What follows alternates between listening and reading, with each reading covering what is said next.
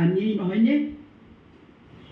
আমি আজি ভাবিবলৈ বাধ্য হৈছোঁ এনে পৰিস্থিতিৰ বাবে প্ৰধানকৈ দায়ী একাংশ অসমীয়া মাধ্যমৰ বিদ্যালয়, নৱপ্ৰজন্মৰ অভিভাৱক স্বৰূপ একাংশ পিতৃ মাতৃ আৰু ইংৰাজী মাধ্যমৰ বিদ্যালয়সমূহত মাতৃভাষা অসমীয়া বিষয়টোত সুপৰিকল্পিত পাঠদান আৰু অনুশাসনৰ অভাৱ দেখা যায়।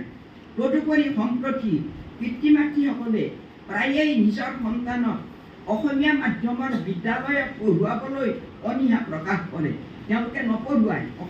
অসমীয়া ভাষাটোক এটি বিষয় হিচাপে অন্তৰ্ভুক্ত কৰি ল'লেও ছাত্ৰ ছাত্ৰীক সেই ভাষা শিকোৱাৰ ক্ষেত্ৰত বিশেষ গুৰুত্ব দিয়া দেখা নাযায়। ইয়াৰ পৰা আঁতৰি যাবলৈ ধৰা নতুন প্ৰজন্মৰ শিশু তথা ছাত্ৰ ছাত্ৰীসকলক পুনৰ ভাৰতীয় সংস্কৃতি, অসমীয়া তথা নিজ মাতৃভাষা প্ৰবল জনমত গঠন কৰিব লাগে।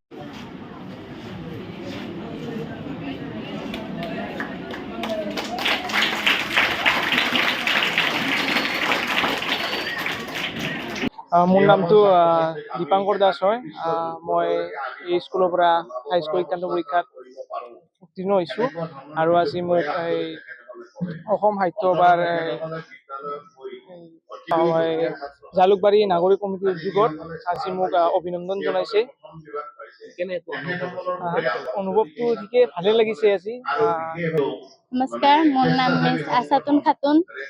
আজি এই জালুকবাৰীৰ নাগৰিক কমিটি অনুষ্ঠানটো বৰ ভালে লাগিল। বহু জ্ঞান অৰ্জন কৰিলোঁ, বহুত মূল্যৱান বক্তৃতাও আমি বহুত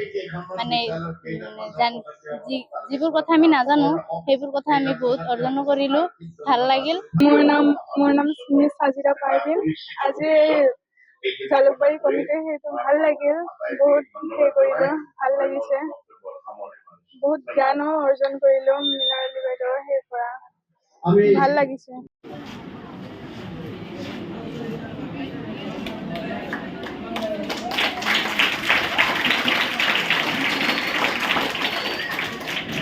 কোন আমিয়েই নহয়নে?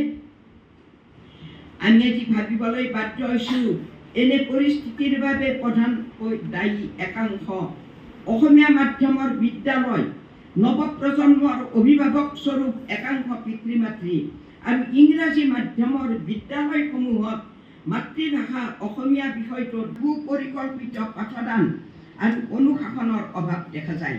তদুপৰি সম্প্ৰতি পিতৃ মাতৃসকলে প্ৰায়েই নিজৰ সন্তানক অসমীয়া মাধ্যমৰ বিদ্যালয়ত পঢ়ুৱাবলৈ অনীহা প্ৰকাশ কৰে। তেওঁলোকে নপঢ়ুৱায়। অসমীয়া ভাষাটোক এটি বিষয় হিচাপে অন্তৰ্ভুক্ত কৰি ল'লেও ছাত্ৰ ছাত্ৰীক সেই ভাষা শিকোৱাৰ ক্ষেত্ৰত বিশেষ গুৰুত্ব দিয়া দেখা নাযায়। ইয়াৰ পৰা আঁতৰি যাবলৈ ধৰা নতুন প্ৰজন্মৰ শিশু তথা ছাত্ৰ ছাত্ৰীসকলক পুনৰ ভাৰতীয় সংস্কৃতি, অসমীয়া তথা নিজ মাতৃভাষা প্ৰবল জনমত গঠন কৰিব লাগে।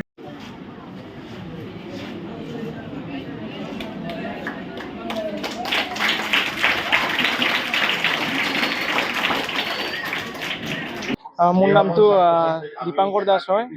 মই এই স্কুলৰ পৰা হাইস্কুল শিক্ষান্ত পৰীক্ষাত উত্তীৰ্ণ হৈছোঁ আৰু আজি মোক অসম সাহিত্য সভাৰ জালুকবাৰী নাগৰিক কমিটিৰ উদ্যোগত আজি মোক অভিনন্দন জনাইছে। অনুভৱটো ঠিকেই ভালে লাগিছে আজি। নমস্কাৰ, মোৰ নাম মিছ আছাতুন খাতুন। আজি এই জালুকবাৰীৰ নাগৰিক কমিটি অনুষ্ঠানটো বৰ ভালে লাগিল।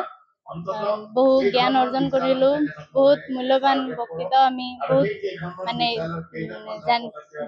যিবোৰ কথা আমি নাজানো সেইবোৰ কথা আমি বহুত অৰ্জনো কৰিলোঁ, ভাল লাগিল। মোৰ নাম মিছ সাজিদা পাৰভিন। আজি জালুকবাৰী কমিটিৰ সেইটো ভাল লাগিল, বহুত কৰিলোঁ, ভাল লাগিছে।